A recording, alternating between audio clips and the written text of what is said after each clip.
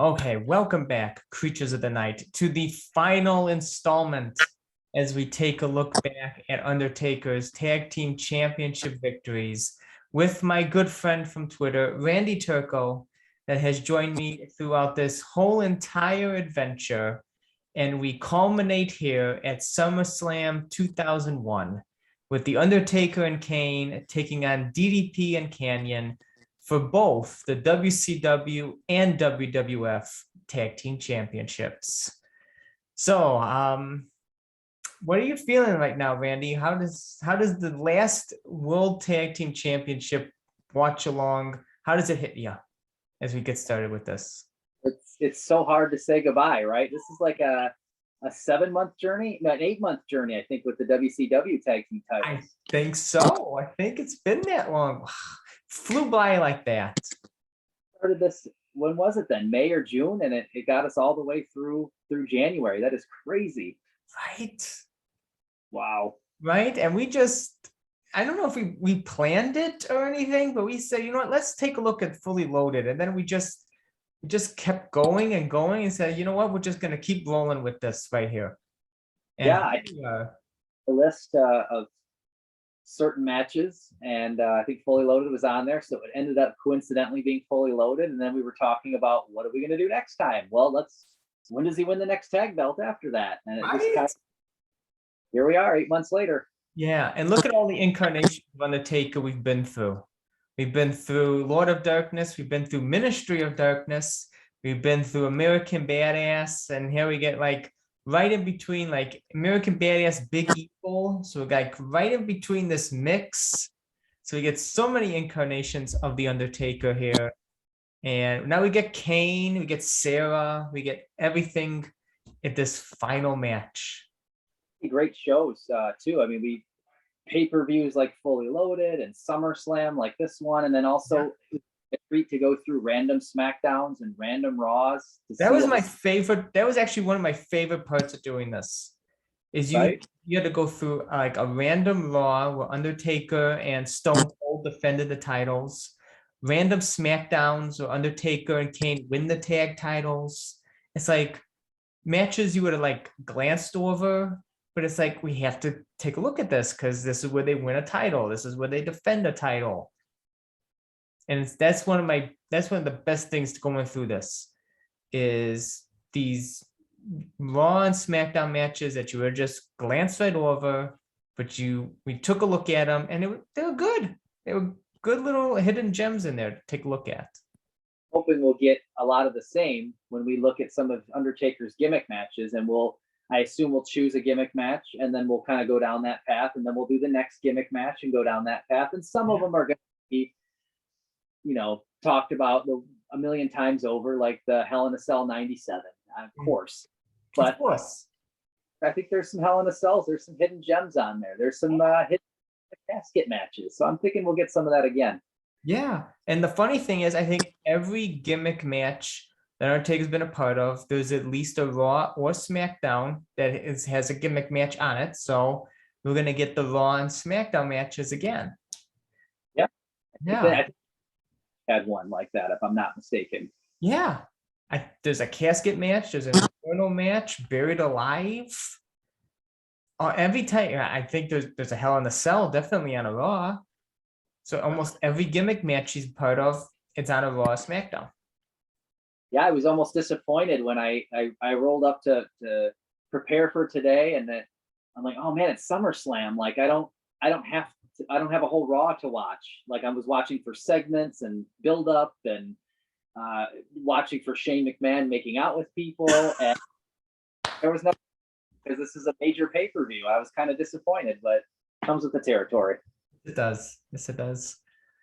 So guess we can get right into the match. Unless you have anything you want to talk about before the match, any kind of build-up you've been looking into, anything that's been happening in this company.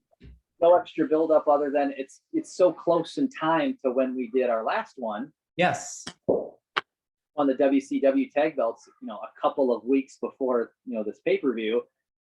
It's been a month for us, but a couple of weeks so it's really the same storyline, and they won the WCW tag belts from the Natural Born Thrillers, and meanwhile DDP and Kanyon cheated their way into the WWF tag belts off of the APA, and all in the middle of this invasion going on. Mm-hmm. Because they're WWF tag team champions, William Regal says, "Now you're under my jurisdiction. I'm committed." So you'll be right. That happened on the episode. Yeah, it did. That happened on the episode we watched where they defeated the Natural Born Thrillers, saying that, hey, you know what? Now you're gonna fight them at SummerSlam. It was like the perfect lead up episode. Yep. Yeah, we're gonna fight them at SummerSlam in a cage.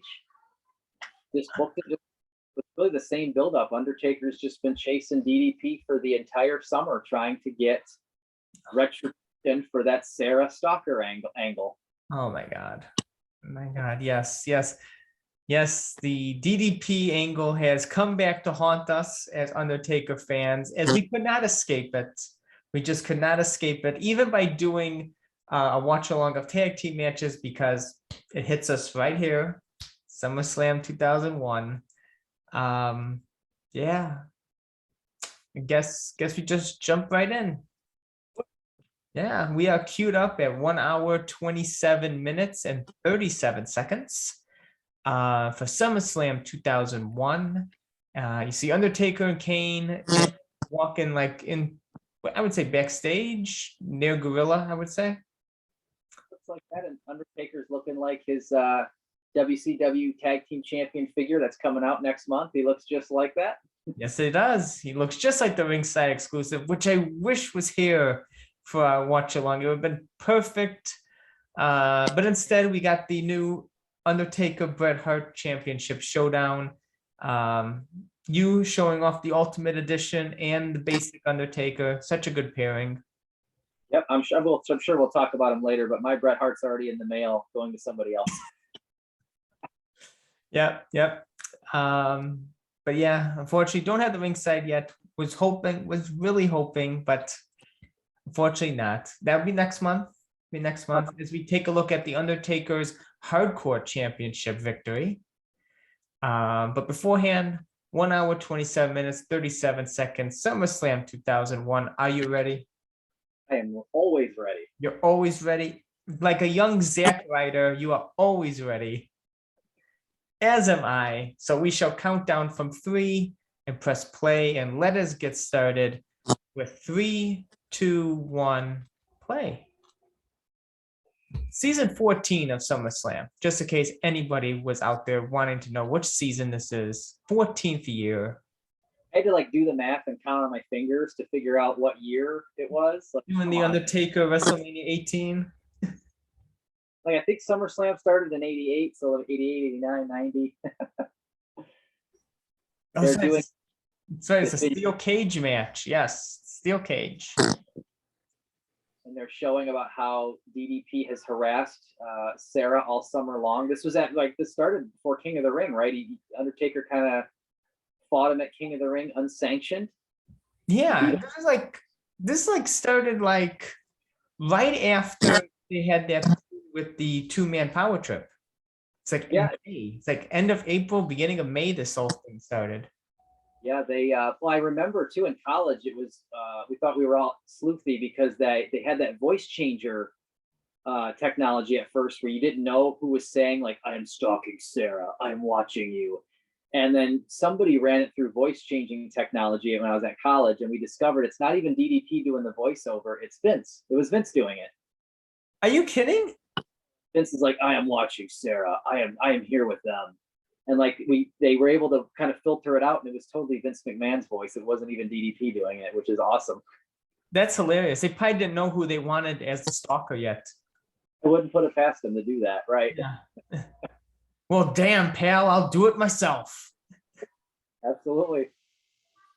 So I think he beat him up at King of the Ring, and then somehow, some way, he's still harassing Sarah. So now it's led all the way to this SummerSlam match here. Yeah. And I think in recent interviews, I think both of them have said they respect each other professionally, they like each other, but this storyline did nothing for either of them in their careers. They both felt that way. That's exactly what I was going to say that. Yeah. they could have worked together and did anything else. Yeah, DDP was literally hoping to do anything else with the Undertaker, and I think Undertaker felt the same way. He wanted to do anything else except this. And it was like, oh my god, this is terrible. Yeah, and it just seemed like in the Invasion, none of the WCW guys got held up to the same lofty standard of the WWE guys, because all the Titans, Goldberg, Hall, Nash, Hogan, were all at home getting that Time Warner check for not competing. So the only guys you had, like DDP, they came in and seemingly they didn't get a lot of big wins. They kind of went up against the big guys like Undertaker and Austin, and they just got squashed a lot, unfortunately. And yeah, I think Bruce Pritchard was talking about that. Like they tried to get big names, but they'd rather just stay at home and collect the paycheck until it ran out, instead of coming and signing with Vince. Right. So you get DDP, who was a world champion in WCW, but just for whatever reason, WWE didn't see him that way, and he got squashed by Taker a couple of times. It wasn't even close, but he did get a. And it's so weird to see these guys walking in with the WWF tag belts like at SummerSlam. So you've got like the Steiners and the Hart Foundation and LOD, all these tag teams that have done that at SummerSlam, and now you just don't picture Kanyon and DDP. Kanyon and DDP. Right. Walking in as the WWF Tag Team Champions at SummerSlam, which might be the second oldest pay-per-view, I think. Oh, it has to be, yeah. It's like a big tradition to walk in as a champion, and yeah, Kanyon and DDP. Here we go. This is the Kane Roland mashup, which they have, and I know that because even though Peacock plays the "You've done it now, you've gone and made a big mistake," but you could clearly see Fred Durst on that Titantron. It's still rolling in real life. They just dubbed over it because they don't want to pay the which is weird. They have Roland on other pay-per-views. I'll never figure it out. This is what I always didn't know. I always didn't understand about this SummerSlam doing this, is they have Roland on every other pay-per-view he uses it. Except and I know I'm looking at that Titantron, they show Roland Durst on there with the red hat. It's gotta be Roland still. Yeah. How about Taker and Kane coming out like no motorcycles? They're not running to the ring to kill him. He's just Taker's making him think about it. Just sweet time. They're, flexing his arms. He's getting ready. Right.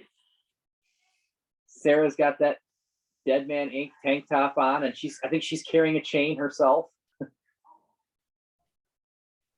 By the way, Undertaker still has that hook on his pants. Just wanted to point it out one more time. Yeah. See, that's a beanie. That's what they should have on the action figure. I was gonna say, I want to see next month, does that ringside exclusive have the hook on his pants? That's how you know if they're really. That's how you know if they're detailed. We're gonna find out. That's a good question.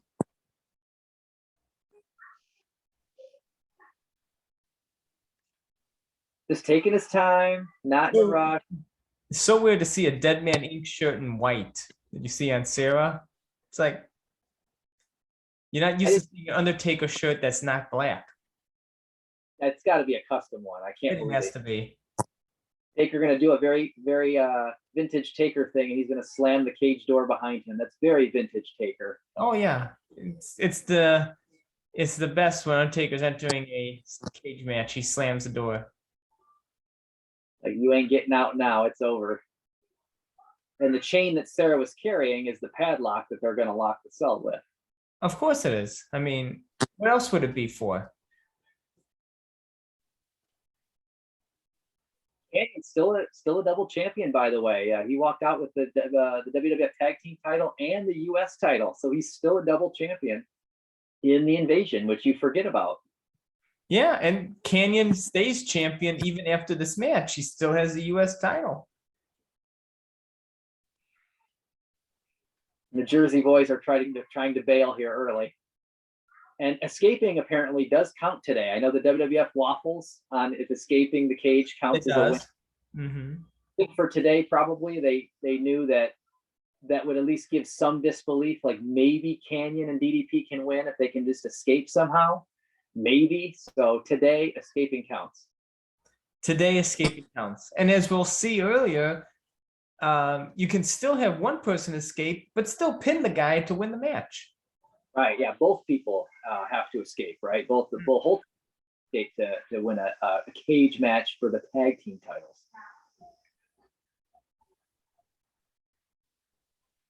And this one, as I was watching it yesterday, it was kind of presented itself as a bar fight, right? Like these guys are a lot of kicking and punching, not a lot of collar and elbow tie-ups here, not a lot of Irish whips, not a lot of and this calls for, the situation calls for, right? Undertaker wants to kill this guy, you know? Yeah. He doesn't care about Kanyon, he cares about DDP. Right?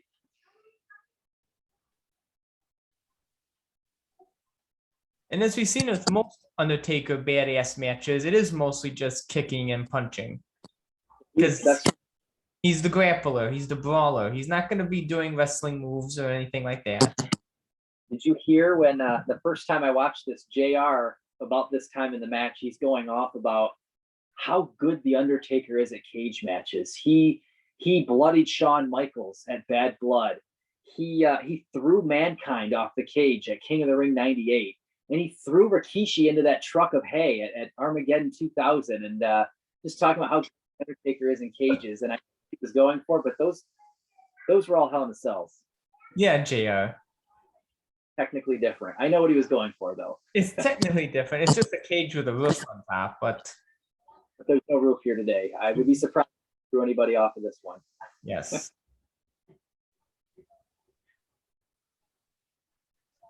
Interesting, you have a WCW ref in the ring. I didn't notice that yesterday, but I just noticed that today. Yeah, they kind of, I think they split up the matches throughout the pay-per-view. But yeah, WC. So now you're thinking, all right, well, all they have to do is escape, and there's a WCW ref. So maybe they can kind of find a way to win. WCW ref, a WWF official on the outside. But what good, the ref on the inside is the one that counts. That's right. So far, I don't know that I've recorded any offensive maneuvers for the Jersey Boys. They're just getting destroyed. Offensive maneuvers. I don't think they've gotten any in yet. I do think they get a couple in, but not many. Kane's gonna throw Kanyon into the cage like a cheese grater right there. Just keeping Kanyon at bay so the Undertaker can completely dismantle DDP for harassing his wife for 3 months. I mean, it's to be expected. Right.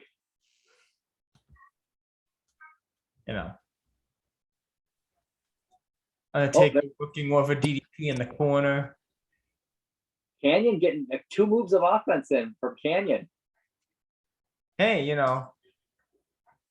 offensive move counts no matter what. And he gets a choke slam for his efforts. It didn't last very long.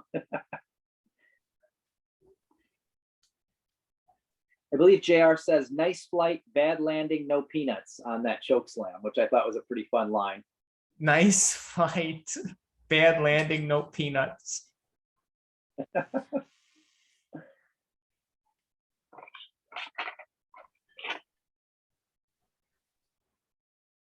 The crowd is just eating this up. They love this.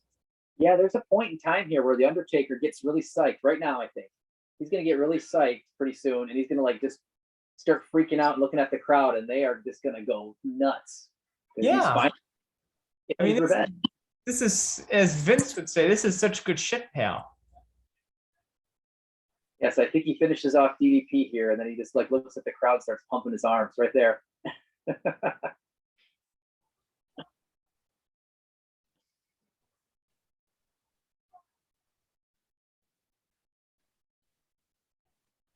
Kanyon just perched up there on the top rope. He's just perched. And he gets a clothesline. Offensive maneuver number 6. Offensive maneuver number 6. It's a clothesline.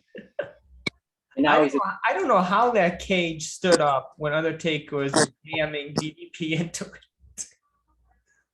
right? I'd be nervous that it would break open and you'd have them fall out accidentally, and now they've won the match. Now what? Yeah. Oops.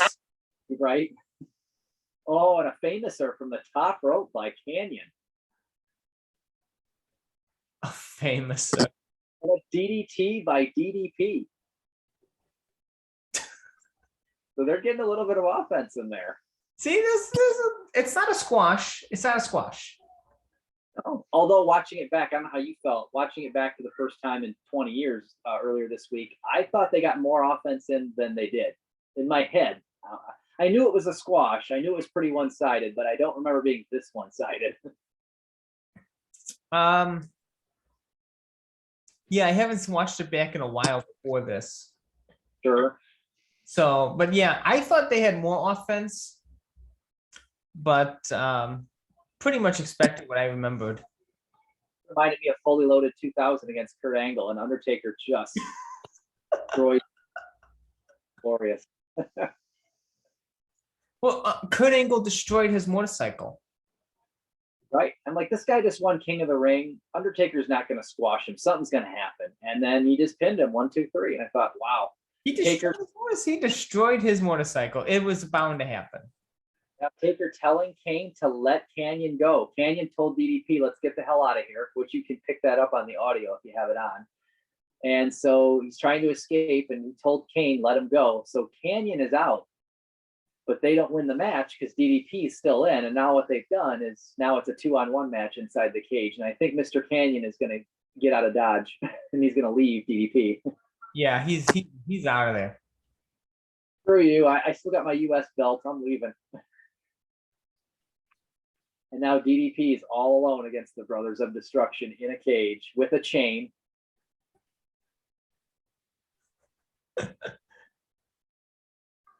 I do notice that JR would say WWF on the audio, and the closed captioning would still type WWE, which I found interesting. Yes, I noticed that a while back on some things. I think Howard Finkel, when he would say World Wrestling Federation, he would say World Wrestling Entertainment.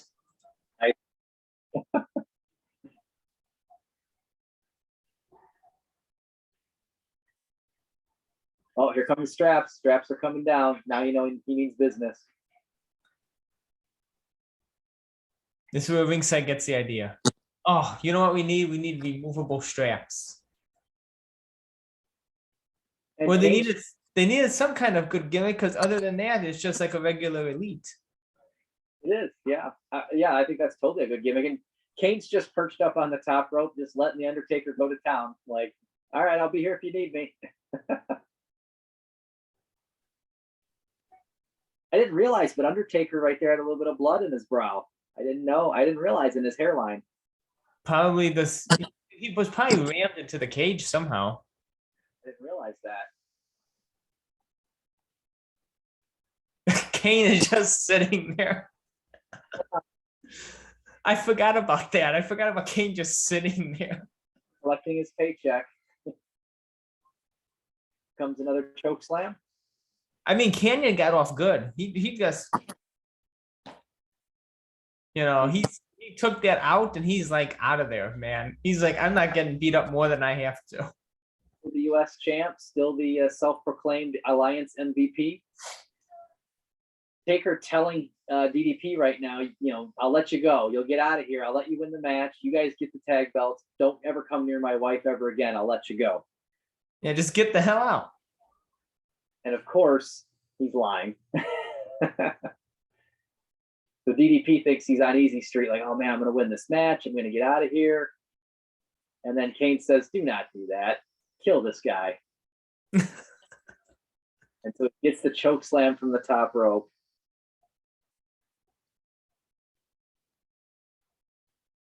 And I think we're going to do a last ride here, if I'm not mistaken. There we go.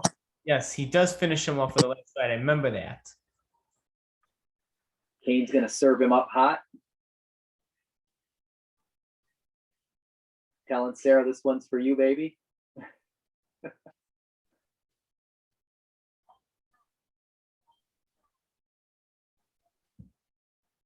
And then Taker, when he pins Page here, he hooks the leg as if he needs to, right? As if he needs to. 2, 3. And you've got new tag team champions. And it was largely a 10-minute butt kicking, but the story called for it. It was the blow off. Yep.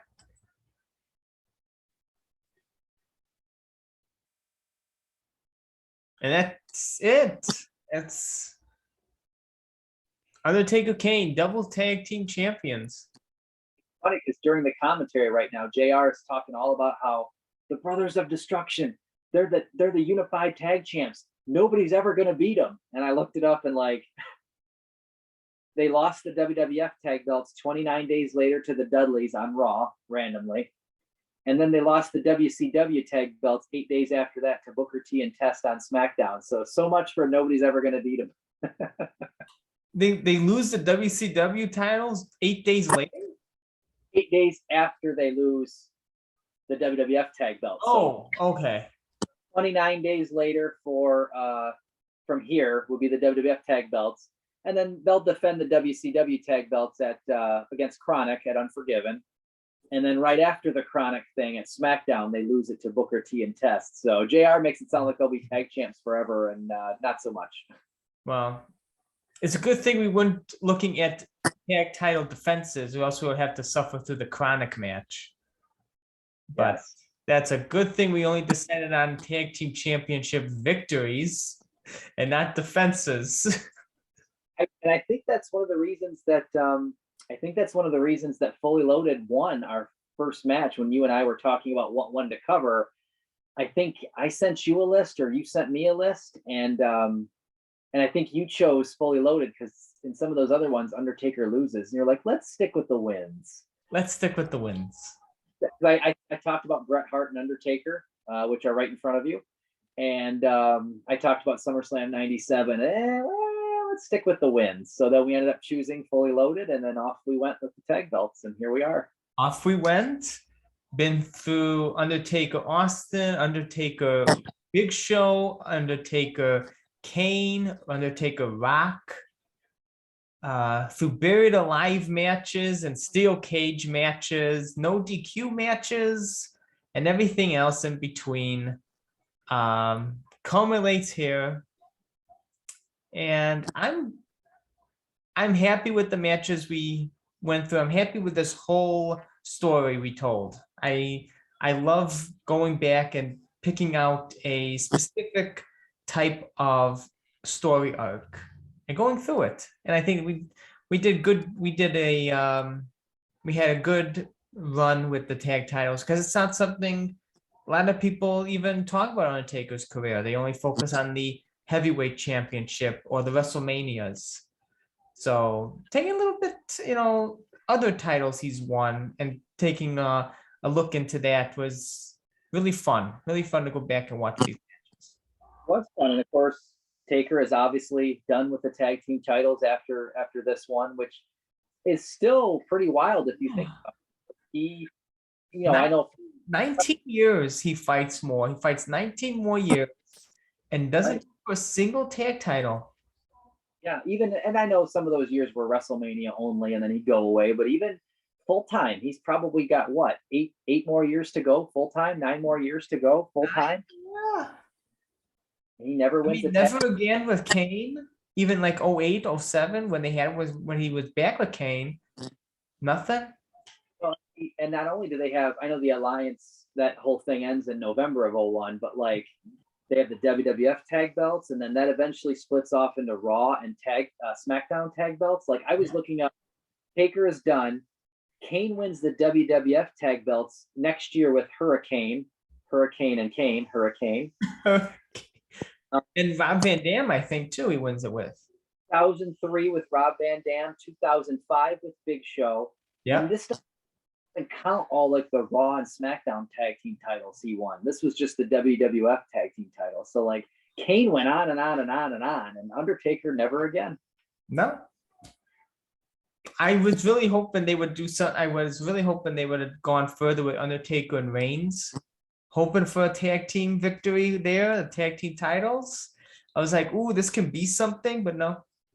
even if it was a cheap, I know sometimes, they pair up a team to win the belts, maybe hold it for a month, a little bit of dissension. Somebody accidentally costs somebody the belts, and then they face each other at the pay-per-view. And so Reigns and Undertaker eventually get to this rematch through a tag team title reign that went around. I would have loved that. That would have been awesome. I would have loved that. That's what I envisioned. Right. And then we next month we would be talking about the Graveyard Dogs instead. Right. 18 years later, we returned. Right. Yeah. But so a little bit of kind of like we did with the Natural Born Thrillers. What do they end up doing with the rest of their time in this invasion, which the invasion's only going to go on for like 3 more months, right? Mm-hmm. So DDP actually, I didn't know this. I did a little research. DDP got injured in this match. Oh. So DDP is gone until October. So he's out for 2 months. He comes back in October as like the motivational speaker with like the Britney Spears, Spears mic, and saying like, and that's not a bad thing. That's a good thing. Like he comes back in October doing that, and it's not the greatest thing ever. I mean, he's not a main event people's champion like he was in WCW, but post champion wins the European title. And then he ends up going to WrestleMania 18 and defending it over Christian successfully. So I mean, he sticks around for a while. Yeah, I was at that pay-per-view, WrestleMania 18. So I watched DDP. You watched Undertaker, Ric Flair, and DDP and Christian. That one's interesting because DDP was at WrestleMania 6 in Toronto, driving the Honky Tonk Man's limousine, and then of course he's at WrestleMania 18 in Toronto, wrestling Christian for the European title. So he stuck around. He made it worth it. And look, I think he got a couple more injuries, and he retired in 2002. So basically, after this match, he's going to do the motivational speaker thing and win a European title, and that's pretty much it for DDP. Kanyon, it doesn't go as well. He's the U.S. champion. As you know, he's still U.S. champion. He loses the U.S. championship to Tajiri on Raw the night before 9/11. So on 9/10/11, 9/10/01, sorry, 9/10/01 Raw, he loses it to Tajiri, so he doesn't have any more belts. And they give to Jerry the United States Championship. Remember that. I remember he was the light heavyweight champion, but I don't remember cruiserweight. You know, I don't remember him as U.S. champ, but they gave him that belt. Wow. Kanyon battled injuries basically until 2003, and then he resurfaced in that segment with the Undertaker. Yeah. And that show, I think you already talked about that. A lot of people were saying he treated Kanyon poorly due to whatever, he's from WCW, his sexual orientation, whatever they thought it was. But I completely agree with you. Undertaker is very old. Undertaker, Mr. Kennedy, Randy Orton, and Maven. I literally just saw that Royal Rumble back. He smacked the crap out of Maven. He smacked the crap out of him. Bob Holly, they're very old school. Like they just don't know how. The best way to make it look real is for it to be real. So I don't think they really know how to lay it in easily on chair shots. They just hit everybody that way. And I don't think it has Kanyon's personality or otherwise. So Kanyon really was injured and came back for that segment. And then he goes to Velocity. Remember that show, Velocity? He's basically on Velocity until he's released in 2004, which kind of sucks. So it didn't go as well for Kanyon, but him and the Undertaker will cross paths again, as we know. Yes, they do. They do cross paths, and yeah, at the time nobody thought anything of it. It's just how Undertaker was. He's always been stiff with chair shots. You just have to get your hands up. I don't know, looking back on it, why. I know the Big Show's giving him gifts that piss him off. I get that in their feud back then in 03, but I'm not sure why Kanyon singing "Do You Really Want to Hurt Me?" I'm not sure why that. Like, why was that a gift? Why was that supposed to piss the Undertaker? It's Vince. You know what would be great? He comes out of a box and he sings "Boy George." I love it. Yeah, I think another week he got a puppy. Somebody gave him a Yes, puppy. he got a puppy. He got Brother Love, which he also beat up Brother Love. So Undertaker is an equal opportunity ass kicker. I believe that. Yeah. I believe that whether you are a rookie or whether you are a veteran, whether you're from the WCW locker room and you haven't paid your dues, or whether you're an indie wrestler or whether you're Brock Lesnar, I think you're getting it the same way. You are getting it the same way. Believe that. I really do. Yeah. Yeah. And as I said right in the middle of the program, next time we meet, it's at Vengeance 2001, where The Undertaker takes on Rob Van Dam to capture his first and only hardcore championship, which he will hold until losing it to Maven. Which, of course, we come back to Maven. But yeah, the hardcore championship, his only secondary WWF title that he wins. So if he would have won another one, he would have been a Grand Slam champion. Yeah, so we did the tag team belts, and now our next series is gonna be his secondary championship. So it's a short series, one episode. I mean, you can't get much shorter than one. I watched that pay-per-view live with my friends in college, and I loved it. I'll bring it out that night next month. I have the DVD still. Pretty sure I do.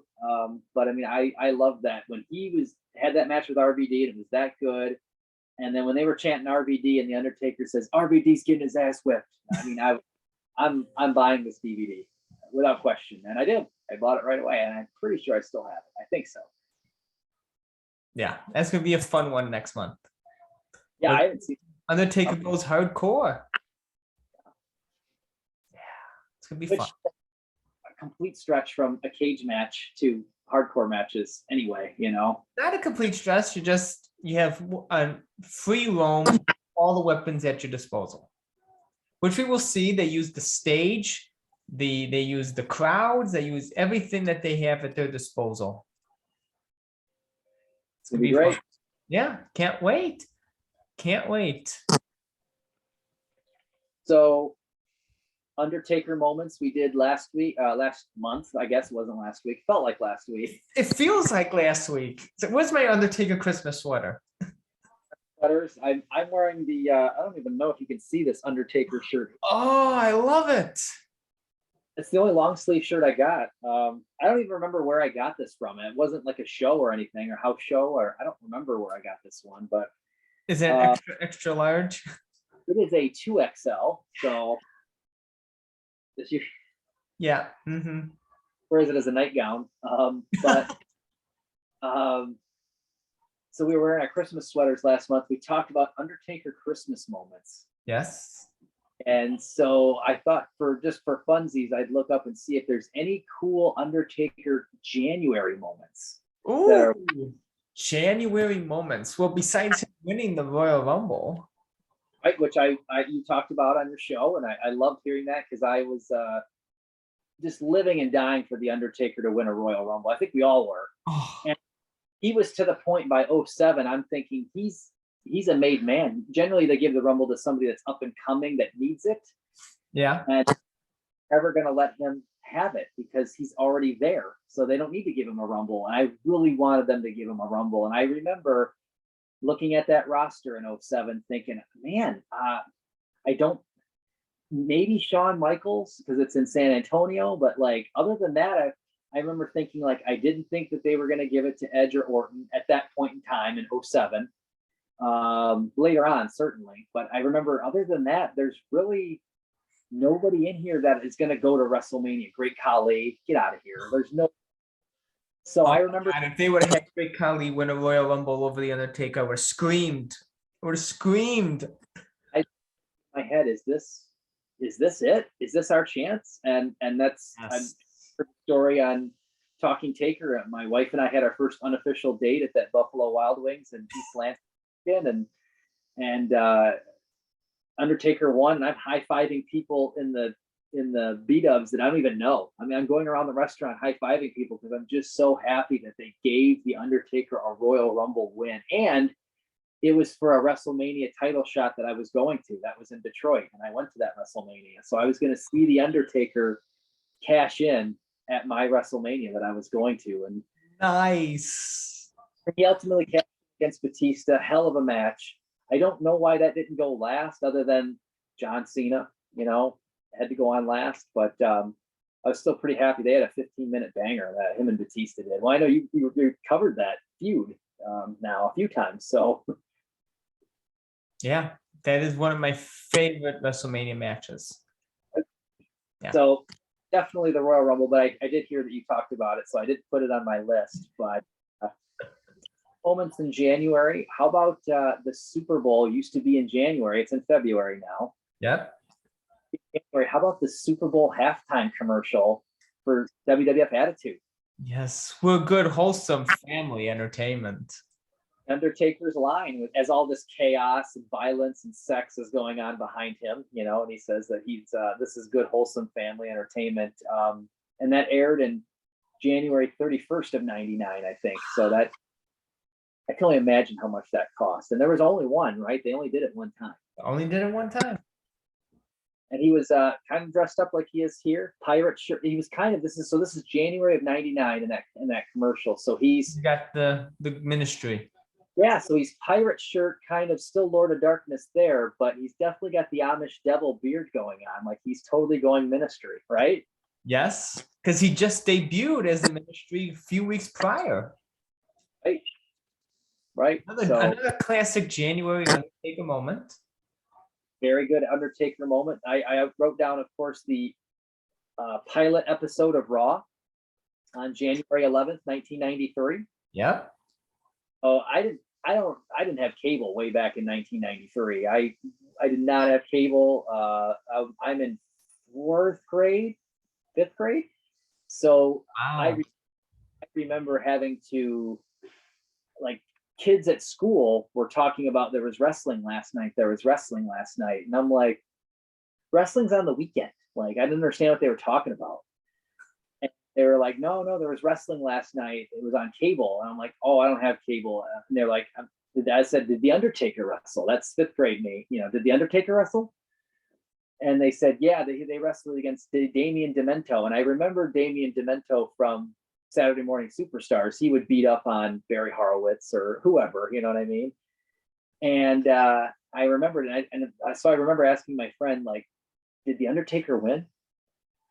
And my friend was like, yeah, he won. I'm like, oh, okay, good. So that's my memory from the Raw pilot episode. But I've since seen the match, but he did win the first ever main event on Raw ever. Yeah. And then what is it? 25 years later, he returns for that anniversary at the same place he defeated Damien Demento in that main event. Yeah, how cool is that? It was really cool that they had that was the night they had the retro Raw, and then they had the regular Raw. Yeah. Cool. I still don't really know what the hell the Undertaker was saying in his promo, but I don't think it matters. No, it doesn't. Yeah, he's just going through the motion there. Right. I think he was talking about returning, and something about returning and coming back, but none of us knew when that was going to be. No, it's veiled. Right. As always. Always. So I noticed too, he was on the cover of WWF magazine a couple of times in January. Ooh. Both of them were pretty notable. So I don't know if you can picture it, but because I don't have it on me, but he was on the cover of the January 93 WWF magazine. He's doing a stare down with nails. Have you seen that? I have that one, actually. So on that one, that's the only magazine I have. It was gifted to me by a very good friend. That's the one. Well, I if you don't remember, they had their stare down in October of 92 on a random Superstars taping, and they had a few house show matches. So you're thinking they're going to cruise for like this big pay-per-view blow off at some point. And then Nails actually gets fired for allegedly assaulting Vince. So what I didn't know is this picture's taken from October of 92. They put it on the magazine January of 93. He's already gone from the company when this hits newsstand. I didn't know that. Do you know that? That's hilarious. That's such a WWF thing to do, though. It's hilarious. Away with it in January '93 before there was internet and all this stuff. Now that we know too much too soon, but back then you don't know that Nails has been fired. You have no idea. My God, that's hilarious. And then he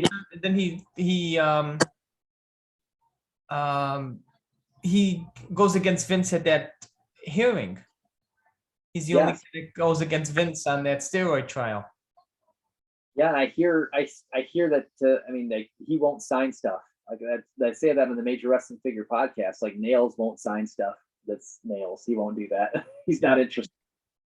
So I just thought that was interesting. That I've seen that magazine a million times, that cover, and I had no idea that he's already fired when this hits me. That's how it.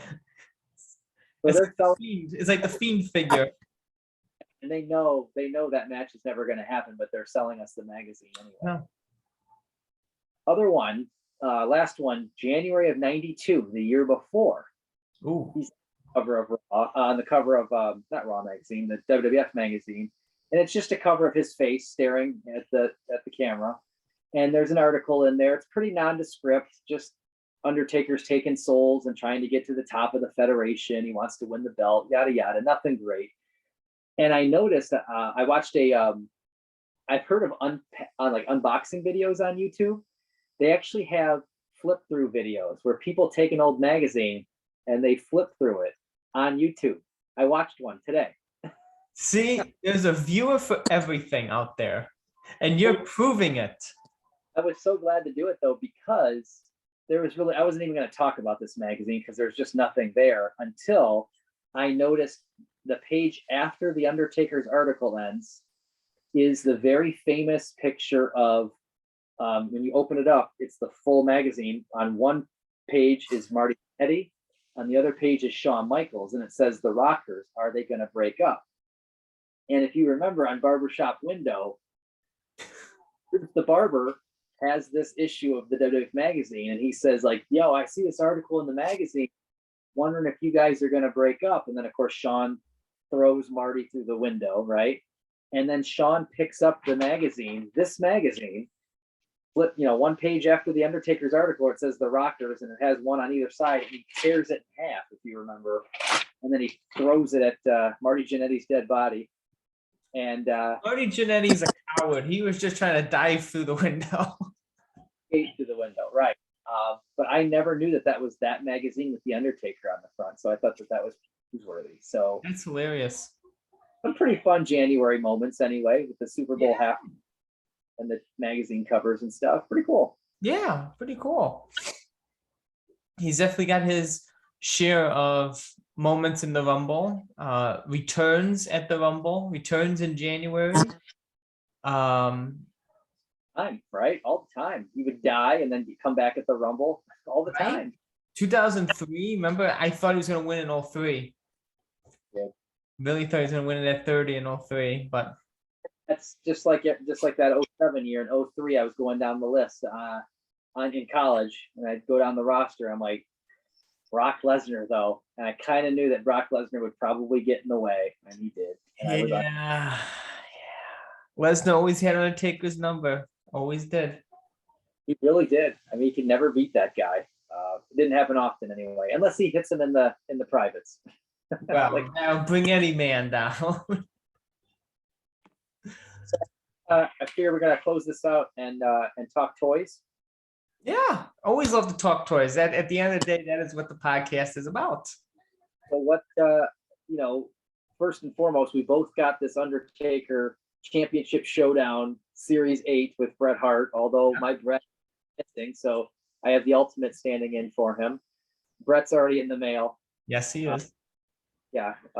So I don't know how you feel about this one. I think it's pretty good. I mean, I don't know what you classify this figure as. Kind of halfway between basic and elite, because he's, that pirate shirt looks good. The teardrop tattoo, there's not a lot of Undertakers with that going on. And I mean, his tats look decent. He's got some decent articulation, but I will say that I think his face scan, like, it doesn't look terrible. It's the Undertaker, right? Yeah, it's the Undertaker. But compared to like this face scan on an Ultimate, obviously, this Yeah. is clearly the Undertaker, and this just looks like a guy with a beard and long hair. That's obviously the Undertaker too. So I don't know if you classify this as a halfway between basic and elite, a elite. What would you say? A elite. I I would like it. I would say that's a good assumption, but it's more basic, but you get a lot of elite style things with it, like the teardrop. That's definitely something they would save for like maybe an more upscale head scan. But to put it on the basic figure, I love it. I think that's what makes this whole figure pop better for me. Sure. Is the teardrop on the Undertaker. Because like we were saying off air, there's only like that defining moments Undertaker that had the teardrop. And I think there may be a classic superstars Undertaker with it, but I'm not sure. But Both that's pricey. and that's it, really. There's none of the bone crunchers have the teardrops. None of the Bendums have the teardrop. No Mattel Basic before this had the teardrop. The only elite that had it is the Defining Moments. And I don't know if the 2-pack with Mankind and the Classic Superstars had it. That's the only one that may. But really, 3 figures? 3 figures have the teardrop tattoo, and this is one of them. And that really makes that's what makes the figure here for me. It's so different that it's definitely worth picking up. Yeah, I think it's a very cool figure. That's what did it for me when I was seeing, even before we saw actual photos, it was just renders. And I was thinking, do I need this? Because I'm relegated, as we know, to 1 detail for now. And I was thinking, do I really need this? And I looked in my detail and I'm like, I don't really have a Lord of Darkness pirate shirt teardrop representation. I really don't have that guy in my detail. So I thought, I think I gotta. And then to see this pretty fancy WWF Winged Eagle Championship stand that they come off of for the WWF title, the belt that they were facing for at SummerSlam '97. Yep. Now my Ultimate is drunk because it's not made for this. There we go. Your Ultimate is drunk. Right, he's not made to go on the stand. There we go.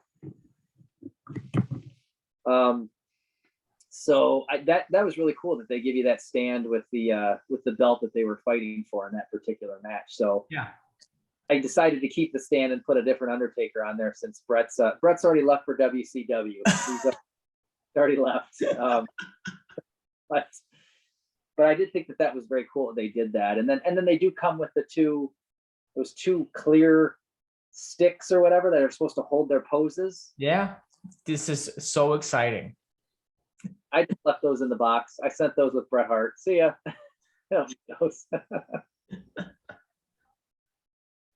Wow. By the way, I'm just on my TV and Kurt Angle is like a stuck hog in the main event of SummerSlam that's still going. Yeah, I still have that here. But it's not the main event. You still have Rock and Booker T. So yeah, hey, how do you feel about this SummerSlam? I mean, overall as a pay-per-view, I think that there's better SummerSlams, but I think that there's also worse SummerSlams too. This was pretty solid with there's definitely worse. There's definitely worse SummerSlams. But like with Austin and Angle was match of the night, although you didn't get Angle winning the belt until next month, but that was match of the night. And then you're right, The Rock returned from Scorpion King to like beat Booker T and win the WCW title. Yeah. RVD and Jeff Hardy in a ladder match. I mean, that's like dream stuff, Yeah. And then I think they also had that Jericho Rhino match where they were definitely worse SummerSlams. Definitely was backing. They had some pretty good matches in this one. Edge and Lance Storm for the IC belt opening up the night. So pretty good SummerSlam overall. I watched this. This was in my college years, so I remember watching this right before going back to college. Like I'm watching it with my Michigan friends as perhaps the last thing we're gonna do, and then next week I'm going back to Minnesota. So it was a pretty good pay-per-view. I remember that. Yeah. Gingerbread ornament, by the way. Got I him. got it too. This is, if you have him, this is like, you could kill a man with this. Look how thick he is. I noticed when I had the box, I said, damn, this thing's heavy. Right. Yeah. I thought they had two of them in here accidentally. I was like, oh my gosh. Cause we showed the ones last month when we were the ornaments, and they're cool and they're pretty thin. And I picked up the box and I thought, oh, they sent me two. No, these are just big ass gingerbread men. He's a thick boy. He can kill somebody. Mine was, I waited till after Christmas. I don't know if you did, but mine was $3 plus shipping, but $3. Mine was 4, I think. So yeah. I just couldn't pass up $3, even though I paid shipping and there was nothing else coming. I'm like, if I wait for Hall of Fame gear and then try to throw this on top of it, who's to say this guy It's out of stock now. Is it really? Yes, it is. I made the right decision. It's out of stock. Made the right decision. These are getting more popular because I definitely remember last year's. I could get last year's in the summer. This year, I was looking to buy the 2 ones I'm missing, and I can't find them. yeah, I have eBay ticklers and nothing has come up. I put an eBay tickler that night after we hit stop record. We hung up. I started an eBay tickler and I've never found them. Yeah. So I don't have any more toys. That's so, it's just like, it's like people knew we were looking for it. Right? And then it's like they sold them all. It's like, really? Well, speaking of looking for them, we got to talk about this. And I don't want to ruin the A show if you're saving it for the A show, but we got this wrestling buddy Undertaker plush from Canada. I mean, we got. Yes. That, you see that? That's amazing. This is I mean, as somebody who has a wrestling buddy, I've got Hulk Hogan over there. I can bring him over here. It's pretty good shape, but I always wanted an Undertaker. Hulk Hogan was my guy for like 88, 89, and then Undertaker came out, and I was like, forget Hulk Hogan. I like this Undertaker guy. I cannot wait until this comes into the States. I cannot wait. In conflicting reports, but it seems like most of the reports say it is coming to the States. It's just going to take some time. So I hope that's true. And I'm following the guy that designed it. I don't know if you are following. Yes, I've always followed him. Yeah. Good. So you can keep me in the loop. I don't know anybody in Canada to help me out. Otherwise, I'd pay them a little bit. I did find one on eBay. It's already on eBay for $200. Oh my God. I'm not with that, but if somebody in Canada is listening to us right now and wants to help us, I would pay them a little bit of a finder's fee, not $200. Get out of here.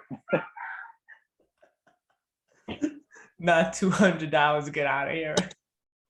Pay $200, but I would pay a little bit of a finder's fee if anybody found one out there. So if you keep your ear to the ground, I'll do the same. I'm keeping an eye out for the smaller one. If I ever see that at Walmart, I was going to let you know. Yes, the small guy. Him though, but if I ever do, I was going to keep an ear to the ground for you. But this is where the Canadians get back at us. Right? They get back at us. They got their Toys R Us. They got their WWE Network, and they get their Undertaker plushes. That's amazing looking. I would love that. And I think he's a little bigger than the wrestling buddies, to be honest with you. They're huge. They're like three feet tall. My gosh. Oh my God.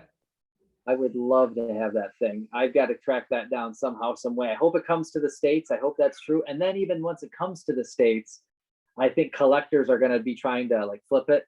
So it's going to be tough to find. Yeah. I've got to have that though. I saw that. I was like, oh man, this guy was like, oh yeah, maybe I'll take a flyer on that. I'll give him a shot. I'll see. I don't have a lot of teardrop Undertaker, but like that plush thing, I saw that right away and was like, oh my God, I've got to have that thing. Oh yeah. Yes, definitely. And that would be definitely something I'll be talking about on this week's episode. Oh my God, please do. Please do. And if anybody has any hookups, let us know. I will try my best. My wife's family is over in like Canada, and we used to go to Canada occasionally from Michigan when we lived over there because you can get to Canada. You're in Minnesota, just cross the border one weekend. Yeah, we did. My wife and I went up to Winnipeg one time just for fun, just to see, because we're thinking the same thing, right? Minnesota butts up against Canada. How far could it be? 7 hours. That's, 7 hours. yeah, that's about right. 7 hours to Canada, and then you don't even know if you're going to find a Walmart that has one yet.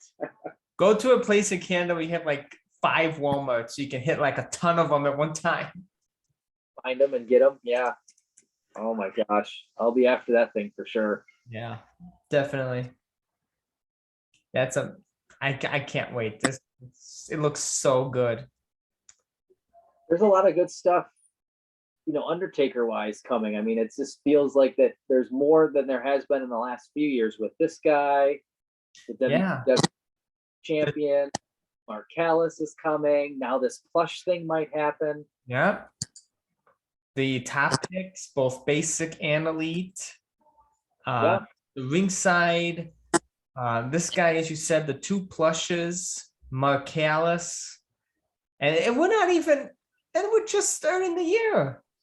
What if he gets selected for the Hall of Fame? Oh my God. It'd be amazing. I can only imagine what Mattel's going to be talking about like come WrestleMania time. It's like, right.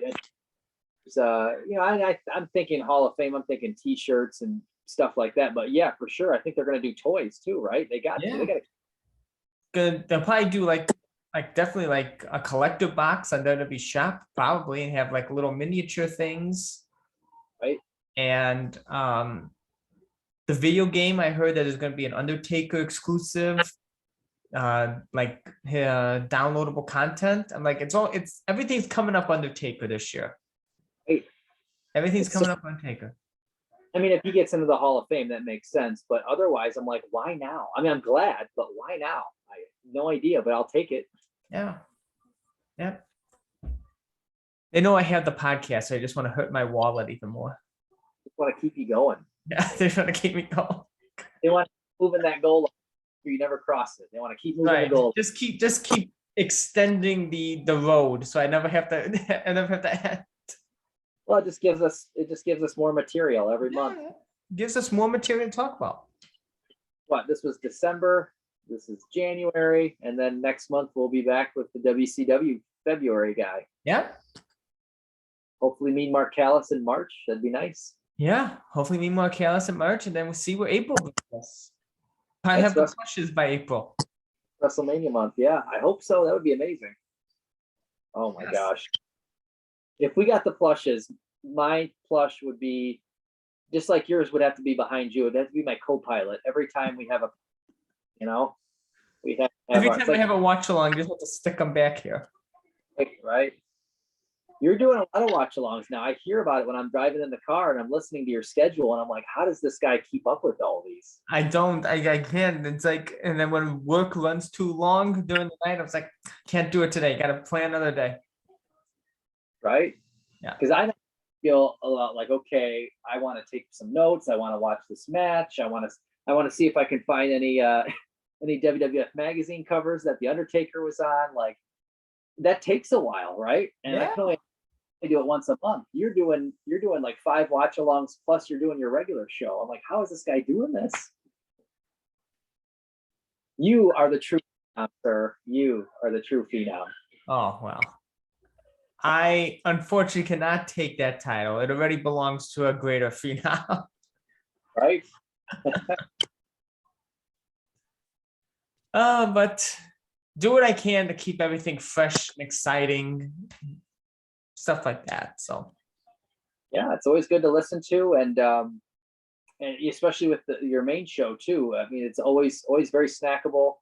40 minutes, 30 minutes, 50 minutes. It's always very snackable. But I try to keep it to. I want to try and keep it that if someone can watch it in a live. Right. Yeah. Not that it can't be done. I listen to Major Wrestling Figure Pod and Bruce Pritchard too, but sometimes when you queue it up and it says 3 hours and 26 minutes, you're like, oh. Do I want to listen to this? Like Yep. they had that Bruce Pritchard was busy for a couple weeks, so he couldn't record. So they had an Undertaker megasode.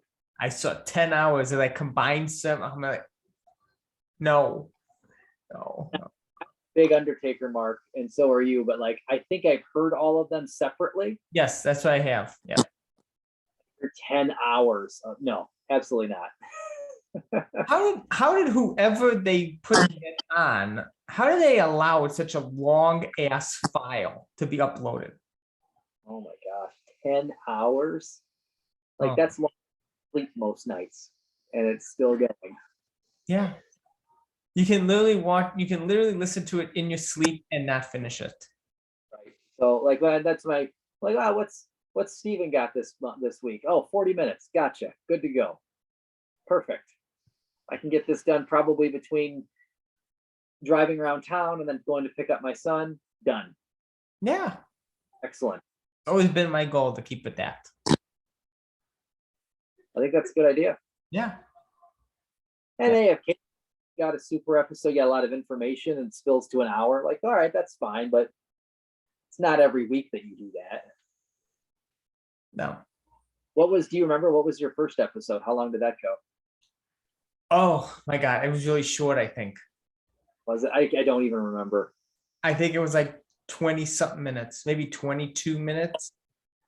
You kind of stayed true. I mean, 22 to 40, give or take, but like those first few episodes of the Major Wrestling Figure podcast are like, we're not going to go for 2 hours. We're not going to get a Twitter. And like, they totally got a Twitter and they totally go for 2 hours. I know. I remember that. Working for them. Yeah. Yeah, I think it was only like 20 minutes. And now I have the episodes like 30, 35, 40. I was like, as I got into my groove more and more, I was like, this is perfect. 100%. Yeah. And the watch alongs too. Yeah. Watch alongs, of course, have to be longer because a 20-minute watch along is like, how bad is this? I was explaining to my wife before we hit go today. I was like, you know what? Well, you got to get a 10-minute match, but we got to talk about some other stuff. Can't just have it be 10. So it's usually an hour, 50 minutes, give or take. Yeah. Yeah. Yeah. Gotta keep the people excited about all the other things that's going on. Because it's not just a watch along, because then it'd be just like 10 minutes and that's boring. You gotta give them the backstory, you gotta talk about the toys, you gotta talk about what's happening in the company. Absolutely. Yeah. Talk about Undertaker history and in that particular month. Yeah. Pay-per-view. His best January moments because he's got a ton. Yes. I'm so glad I did Undertaker January. Look for that. And then it didn't bring up the Super Bowl ad until I did. I was like, what's in January? Undertaker Super Bowl. And I didn't think anything would come up. I'm like, there's not going to be anything. And then the Super Bowl ad came up and I'm like, oh yeah, that's right. I forgot about that thing.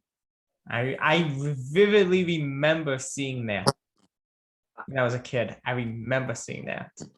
I had that second version that they played during wrestling, like during Raw, like the second version where Yeah, it was like they're totally flipped.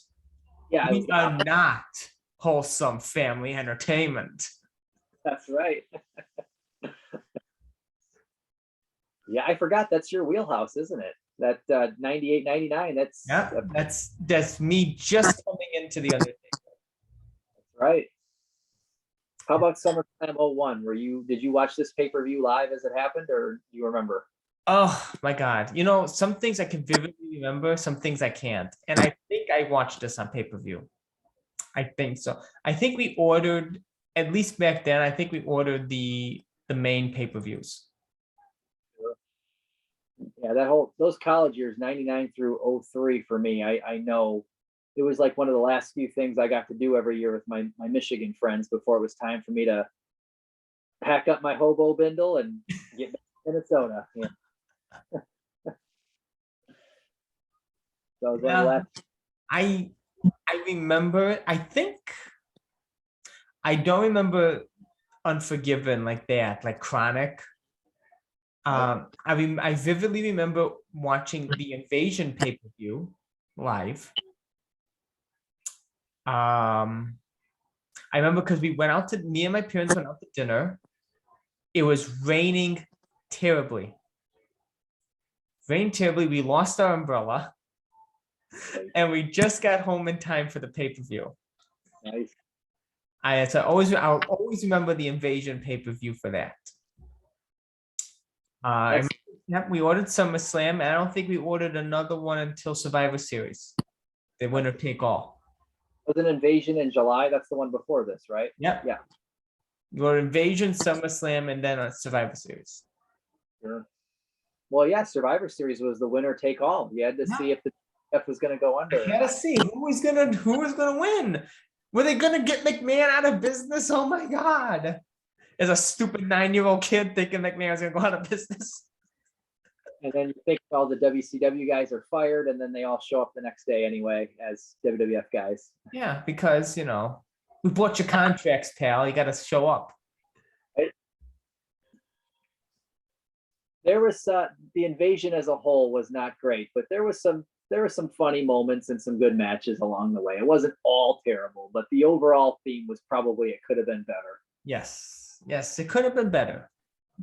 Unlike this total watch along series of taking a look back at his championships, it could not have gone any better. I have had so much fun doing it.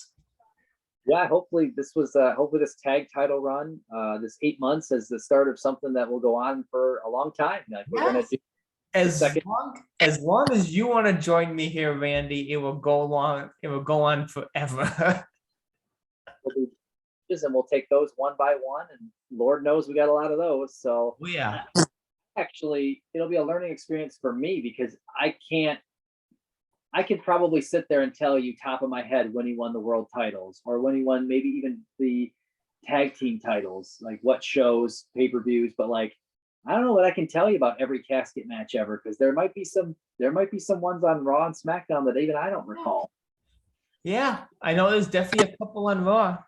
I know on top of my head, I know there's definitely a couple. It's gonna be a ride for me too. I can't wait. I can't wait. But before we get into the gimmick matches, we got the hardcore title. Undertaker versus Rob Van Dam, Vengeance 2001. The next time we meet, February, next month, where we hopefully have the ringside exclusive championship Undertaker from this pay-per-view. And you never know, maybe we'll have something else coming our way. Never know. Fingers crossed. Yeah, flush, hopefully. Call us. Hopefully. Yes. Well, as always, Randy, I want to thank you for joining me here. Thank you for coming along on this journey of his tag championship victory. And as we move on to his secondary title, the hardcore title, and move on to the gimmick matches afterwards, I want to thank you for joining me here. And as always, I am here, same taker time, same taker channel, each and every week.